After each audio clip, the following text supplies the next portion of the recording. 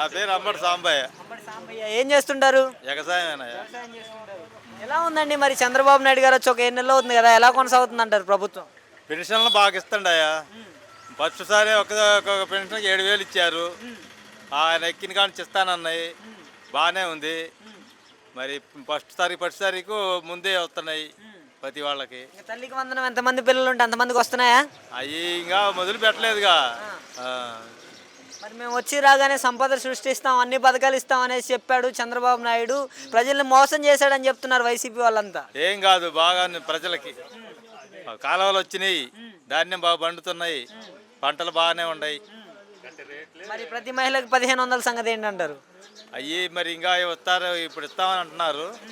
ఈ రైతు భరోసా ఒకటి అవి వచ్చే నెల నుంచి ఇస్తామని అంటున్నారు.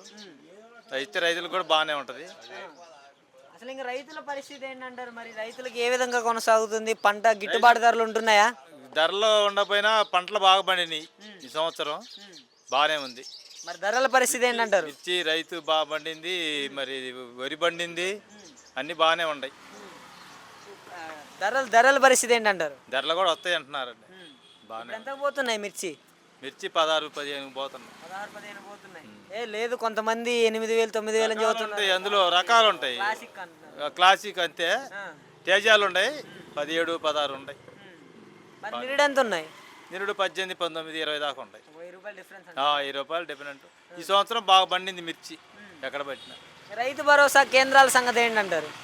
రైతు భరోసా కేంద్రం వేస్తా అంటున్నారు. మరి కేంద్రాలు ఉన్నాయి కదా రైతు భరోసా, సచివాలయాలు కాదు రైతు భరోసా కేంద్రాలు పెట్టారు. ఇక్కడ మందు కట్ల అవి ఇచ్చారు మనకి ఇంతకు ముందు. ఇస్తున్నారు, ఇప్పుడు కూడా ఇస్తున్నారు. చాలా మంది రావట్లేదు అనేసి చెబుతున్నారు కదా రైతులు. సచివాలయానికి వస్తున్నాయి. ఇక్కడ మాది గణేషన్ పాడు మాసవరం మండలం. మా సచివాలయానికి వస్తున్నాయి, బాగానే ఇస్తారు. కందులు ఇచ్చారు, అన్ని రైతుకి ఇస్తూనే ఉన్నారు. రైతులకు ఇస్తూనే ఉన్నారు. బాగానే ఉంది. ఇంకా అసలు చదువుకున్న పిల్లల పరిస్థితి ఏంటంటారు? చదువుకునే పిల్లల పరిస్థితి? చదువుకునే పిల్లలు కూడా జాబులు వస్తాయి అంటున్నారు. ఈ పరిశ్రమలన్నీ వస్తున్నాయి, జాబులు కూడా వస్తాయి అని అంటున్నారు. ఈ అమ్మఒడి కావచ్చు, 1,500 కావచ్చు, ఉచిత బస్సు కావచ్చు, నిరుద్యోగ భృతి కావచ్చు, మరి గ్యాస్ సిలిండర్లు వస్తున్నాయి, అవి ఉచితంగానే అకౌంట్లో పడిపోతున్నాయి. మరి అన్నా క్యాంటీన్ పెట్టిండు, 5 రూపాయలకి భోజనం, అది బాగానే ఉంది. అంతా మంచిగా కొనసాగుతుంది. మంచిగానే కొనసాగుతుంది. అంటే ఏంటంటారు మరి చంద్రబాబు నాయుడు గారి పరిపాలనా విధానానికి జగన్ గారి పరిపాలనా విధానానికి వ్యత్యాసం ఏంటంటారు? ఇదే బాగుంది. బాగుంది పరిపాలన. అంటే ఆయన ఉన్నప్పుడు ఏ విధంగా ఉండేదంటారు? ఆయన ఉన్నప్పుడు అన్ని దోపిడీలని అయ్యని ఇయ్యని పరిశ్రమలు రాలా రాష్ట్రాలకి. ఇప్పుడు అన్ని పరిశ్రమలు వస్తున్నాయి. స్టీల్ ప్లాంట్ డెవలప్ అవుతుంది, మరి ఇది అవుతుంది రాజధాని, మరి ఇంకొకటి పోలవరం, ఇవన్నీ బాగానే ఉన్నాయి.